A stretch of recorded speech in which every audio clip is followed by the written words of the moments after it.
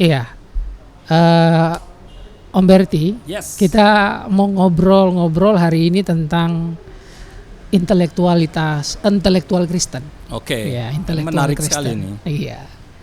Eh, Intelektual Kristen itu kan harusnya dia sosok yang menurut saya itu relatif komplit.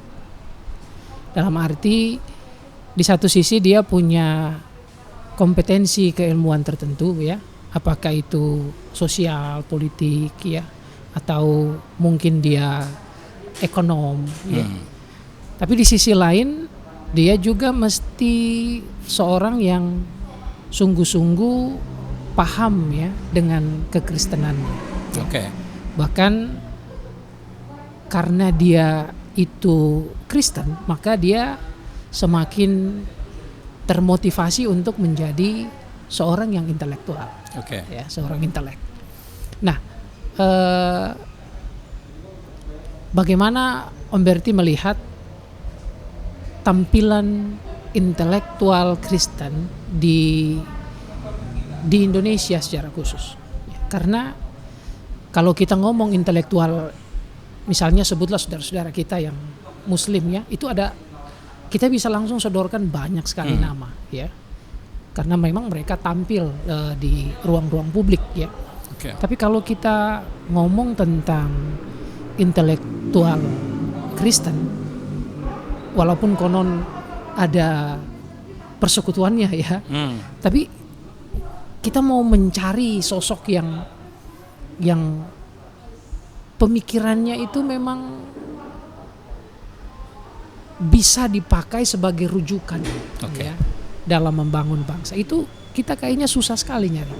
Nah, ini komentar Om Bert kira-kira seperti apa ya dengan fenomena kekristenan di Indonesia, terkhusus dalam melahirkan sosok intelektual Kristen itu sendiri.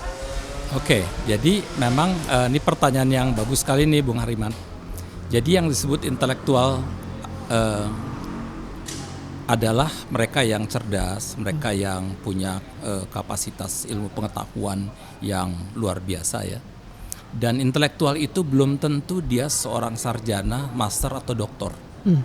Karena ada banyak sarjana, master atau doktor juga nggak intelektual juga. Kalau dia tidak membaca buku, kalau dia tidak mendalami ilmunya dan sebagainya. Karena seorang intelektual itu tidak dibatasi pada gelar, tapi orang yang betul-betul mampu menguasai ilmu dan mampu memberikan kontribusi, mampu bahkan dengan ilmunya mampu melakukan transformasi di dalam kehidupan masyarakat.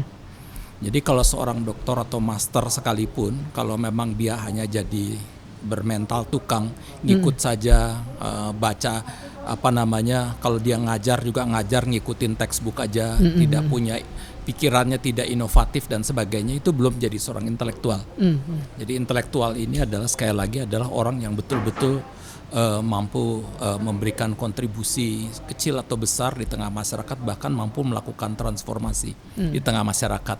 Nah, di dalam konteks yang seperti itu kita banyak, orang Kristen tuh banyak master dan doktor. Kalau ngomong soal intelektual boleh dibilang kita cukup prihatin. Ya, kalau kita bandingkan dengan teman-teman Islam, misalnya ada buku yang sangat bagus yang ditulis oleh Yudi Latif tentang peranan intelijensia Kristen di Islam di era Orde Baru, transisi Orde Baru itu dia ungkap berapa banyak intelektual Islam yang berperan di situ. Dan intelektual Islam yang dia sebut itu adalah mereka yang tadi Bung Hariman sampaikan, mereka ini bukan cuma menguasai ilmu politik, ilmu ekonomi, ilmu sosiologi atau antropologi atau segala macam, tetapi mereka menguasai agamanya, ya. Dan banyak misalnya seorang seperti Yudi Latif saja, dia sangat menguasai, dia lulusan pesantren, dia menguasai ilmu keislaman, tetapi dia menguasai ilmu politik tentang Pancasila, dia tahu semua. Seorang Saiful Mujani misalnya yang mendirikan lembaga survei Indonesia itu, dia seorang lulusan dari pesantren, tetapi dia pada sisi lain dia juga seorang yang memang mampu memberikan kontribusi besar di dalam konteks politik dengan pemikiran-pemikirannya. Ada banyak sekali di dalam Islam yang lakukan itu, termasuk pikiran-pikiran dari misalnya ulil absar abdallah, musda mulia dan sebagainya, baik laki-laki maupun perempuan. Nah, di dalam kekristenan itu memang kalau kita pakai bukunya Yudi Latif itu nggak ada tulisan apa sih peran intelektual Kristen di dalam proses transisi Orde Lama atau Orde Baru atau Orde Reformasi manapun. Mungkin ada intelektualnya, tetapi nggak ada tulisan tentang mereka. Atau jangan-jangan malah tidak ada karena itu nggak bisa ditulis, yang gitu ya. Jadi tapi terlepas dari itu, para intelektual Islam ini mereka menulis banyak di koran-koran, menulis di buku-buku dengan begitu banyak, dengan pikiran-pikiran yang tajam luar biasa. Tetapi di kalangan Kristen itu nyaris tidak ada. Ya.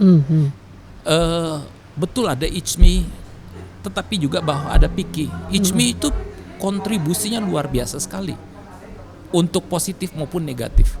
Ya. Pemikir-pemikir Islam yang keluaran NU, Muhammadiyah dahsyat sekali. Banyak kita bisa sebut nama-namanya. Termasuk misalnya Buya Syafi'i Ma'arif, ya, Gus Dur dengan segala macam itu. Tapi pemikir-pemikir Kristen itu kita nggak tahu, kan gitu. Ada banyak intelektual Kristen yang tidak menguasai agamanya. Sisi lain ada banyak agamawan Kristen yang tidak menguasai ilmu yang lain. Ya, jadi kita lihat salah satu persoalan terbesar di kalangan kekristenan adalah ada terpisahnya antara ilmu dengan teologi, sehingga efeknya adalah nyaris mereka yang berilmu tidak tahu apa-apa soal teologi, soal kekristenan, atau mereka yang tahu kekristenan tidak tahu apa-apa soal ilmu-ilmu lain. Dan itu sebetulnya membuat situasi kita cukup memprihatinkan sebetulnya. Begitu kira-kira. Ini menarik ya. Jadi kalau tadi Om Berti bilang ada semacam split lah. Betul. Begitu ya. Ada split antara orang yang sungguh-sungguh mungkin pakar dalam satu bidang tertentu ya, tapi dia mungkin sebutlah sangat kurang dalam konteks keimanan, tapi ada orang yang luar biasa dalam keimanan tapi miskin dalam, bukan cuma keimanan tetapi pengetahuan agamanya, ya, pengetahuan agamanya. Lalu kemudian tapi dia miskin di dalam keilmuan. Okay. Nah split ini kan kemudian menyebabkan kita kekurangan lah ya. Kita kekurangan orang-orang yang betul-betul bisa hadir dan memberikan kontribusi yang positif, yang dari sisi ilmu juga dari sisi pengetahuan keagamaan itu komplit. Nah, ini kan mestinya menjadi tanggung jawab gereja menurut saya, gereja dan mungkin juga kampus-kampus Kristen ya. Betul. Kampus-kampus Kristen harusnya menurut saya justru di kampus Kristen itu tempat pertama kita menemukan intelektual Kristen. Betul. Nah, cuman apa mungkin karena kita juga kurang update informasi ya, bahwa ada orang-orang Kristen tertentu yang juga sebenarnya bisa disebut bermain di balik layar. Apakah juga ada orang yang seperti itu? Dia jarang terpublikasi ya. Tapi menurut hemat saya mestinya di kampus-kampus Kristen itu kita menemukan intelektual Kristen yang betul-betul bisa mewarnai. Nah, kita punya persekutuan ya, intelijensia Kristen Indonesia. Kalau kita bandingkan dengan Ijmi, Piki itu jauh lebih tua dari Ijmi kan? Betul. Jauh lebih tua dari Ijmi. Tapi memang kalau nggak usah jauh-jauh, kita Google aja gitu. Lihat di Google itu sangat-sangat minim informasi tentang Piki. Okay. Tapi kalau kita bikin Ijmi, itu sabrak-abrak informasinya muncul gitu ya. Nah, ini kita kemudian jadi apa ya, tertinggal jauh sekali. Dan Piki sendiri sebagai persekutuan intelijensia justru kalau boleh ya, ini maaf ya, boleh dinilai jauh sekali aktivitasnya dari aktivitas-aktivitas yang intelijensia itu menonjol. Nah ini kita harus mulai dari mana nih untuk membenahi semua ini sehingga kekristenan itu betul-betul di Indonesia ya, kalau pakai ayat Alkitab jadi garam dan terang itu kan berarti melahirkan sosok-sosok yang berkualitas. Jadi kalau begini, akarnya sebetulnya itu mulai dari abad ke-17 sebetulnya ya. Abad ke-17 ketika orang mulai menggencarkan yang namanya rasionalisme itu. Pada era yang disebut era Aufklärung pencerahan. Aufklärung pencerahan itu kemudian tiba-tiba kelompok-kelompok yang namanya gereja, kelompok fundamentalis itu merasa kok ilmu ini justru sangat membahayakan sekali dalam konteks iman saya, kan gitu. Oleh karena ilmu pengetahuan dianggap membahayakan itu sehingga para teolog pada masa itu paling takut pada ilmu dan paling takut pada ilmuwan. Ilmuwan menjadi musuh besar yang sangat luar biasa ya, sehingga memang ada di dalam sejarah ada yang namanya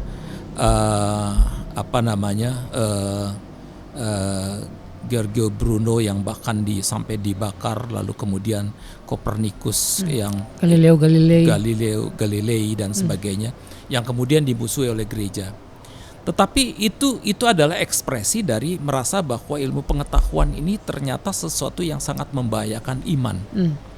Dan efeknya adalah kemudian gereja malah mengasingkan diri dari ilmu pengetahuan sebetulnya. Misalnya dulu kita tahu, kita lihat saja Harvard University lah. Itu mulai dibangun dari seminari duluan, sekolah teologi. Tapi kemudian dia tambah fakultas-fakultas yang lain dan sebagainya, berkembang sangat luar biasa. Kemudian seminarinya pisah. Lalu ilmu-ilmu lain berkembang tanpa dampingan dari teologi. Jadi efeknya teologi itu merugikan dua-duanya sekaligus.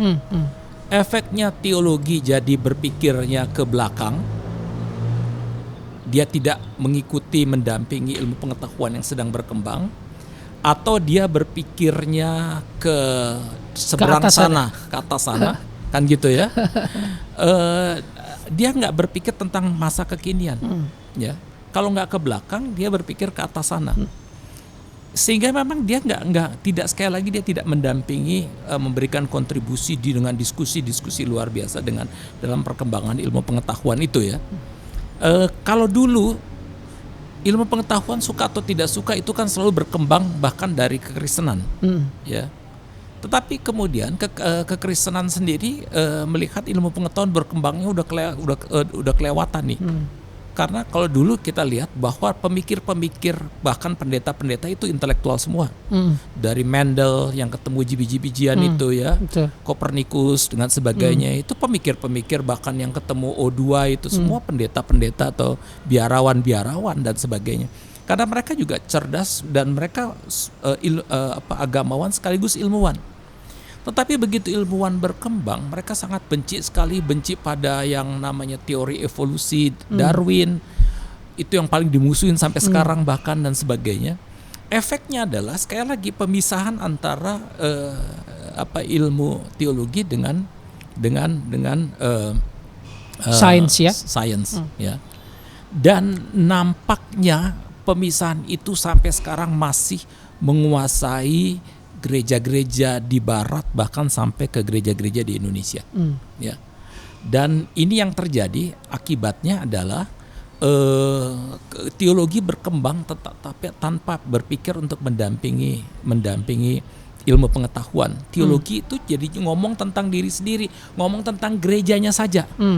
Jadi kalau nggak ke belakang, ngomongnya tentang gerejanya saja.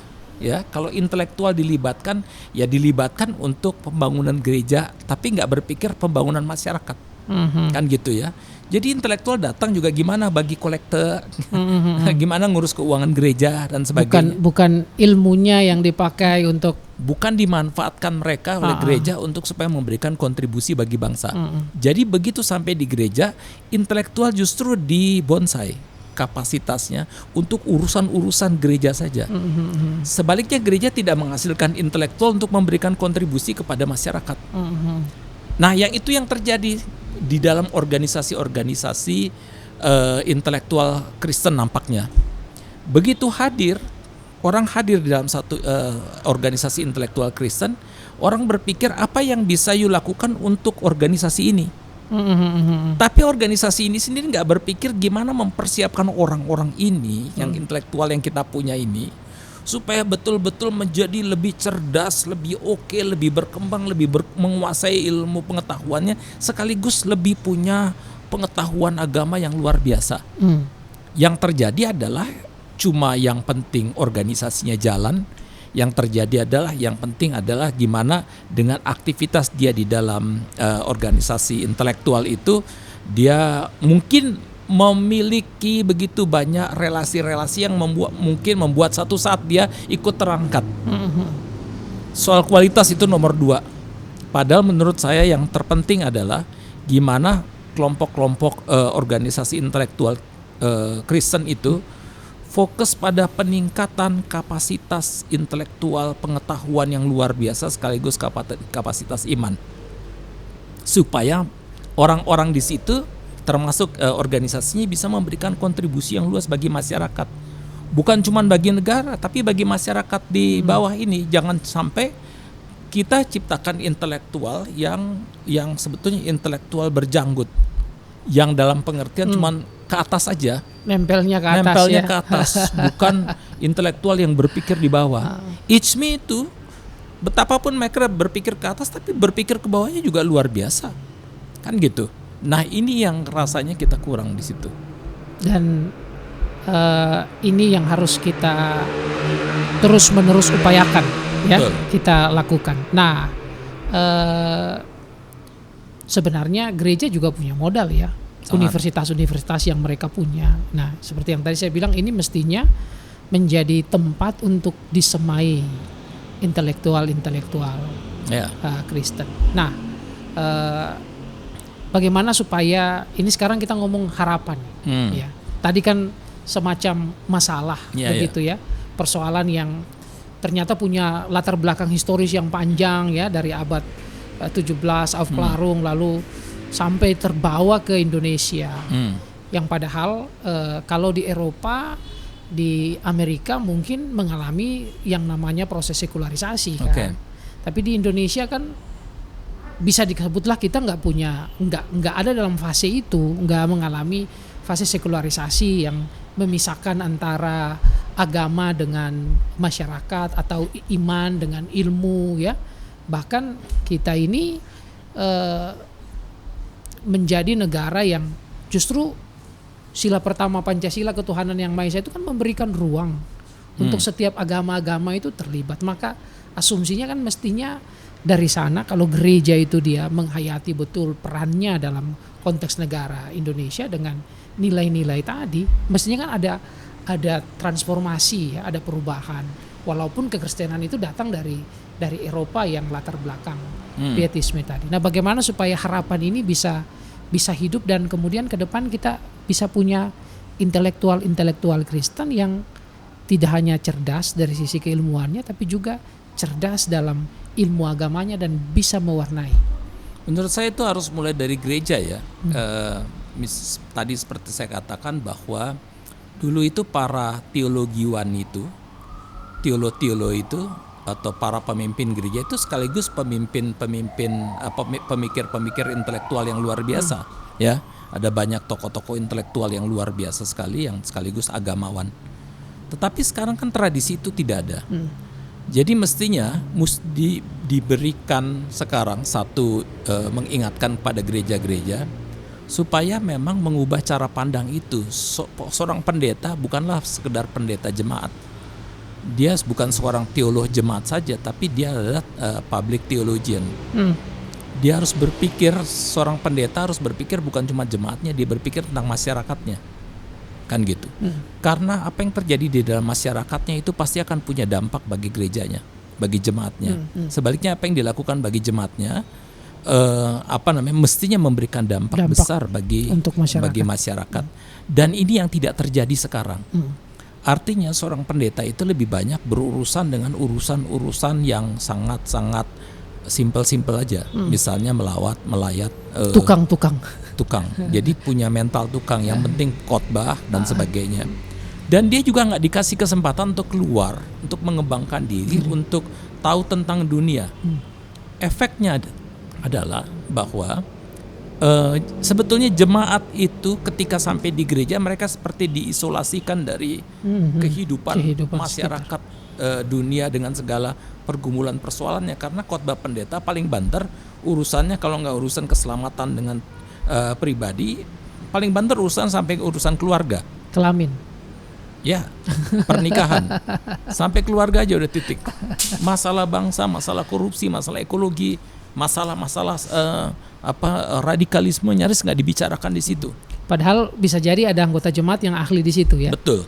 Jadi ada sekali lagi kesenjangan seperti ini mesti mulai diatasi, di mana kita mulai memetakan atau mengumpulkan para intelektual kita, manfaatkan mereka sebesar-besarnya untuk kebaikan jemaat, dan dorong mereka juga sebesar-besarnya untuk kebaikan masyarakat. Artinya gunakan, kalau kita punya intelektual itu, sekarang berikanlah mereka gizi spiritual. Ya, karena seringkali kita kalau ketemu para intelektual ini, kita seringkali malah nggak berani ngomongin apa yang cocok, gizi spiritual yang pas untuk mereka, sehingga mereka itu memang betul-betul punya dasar basis agama dan iman yang kuat, kokoh. Mereka nyaris nggak pernah disentuh apapun, karena pembinaan yang kita berikan kepada mereka hampir tidak ada hubungannya untuk perkembangan profesi dan pemikiran mereka sama sekali. Nah, ini rasanya yang perlu, yang kita seringkali gereja berikan, gimana membina mereka supaya mereka bisa bangun gereja lebih gede. Bukan bagaimana membina mereka supaya mereka bisa bangun masyarakat lebih besar, lebih kuat, lebih adil. Bukan bangun manusia, bangun gedung. Betul. Jadi ini yang rasanya kita mesti mengubah, termasuk di kampus-kampus Kristen kita. Bukan cuman kita ciptakan manusia intelektual yang cuma jadi tukang tadi, tapi intelektual yang mampu berpikir kritis luar biasa, bukan cuma kritis terhadap masyarakat, tapi bahkan kritis terhadap gereja. Supaya, karena kalau sikap kritis terhadap gereja juga tidak dibangun, gereja akan jalan di tempat. Udah saatnya gereja membuka diri seluas-luasnya untuk dikritik habis-habisan, supaya memang gereja bisa berkembang. Tanpa kritik gereja nggak akan mungkin berkembang. Betul. Nah, ini luar biasa nih Om Berti ya, percakapan kita hari ini. Semoga ini akan menolong juga, menginspirasi pertama-tama kita lah ya, yang ada di gereja, untuk betul-betul mendorong kalau ada anggota jemaat kita dia jadi pakar hukum yang Kristen. Betul. Dia jadi dokter ya, ahli kesehatan yang Kristen.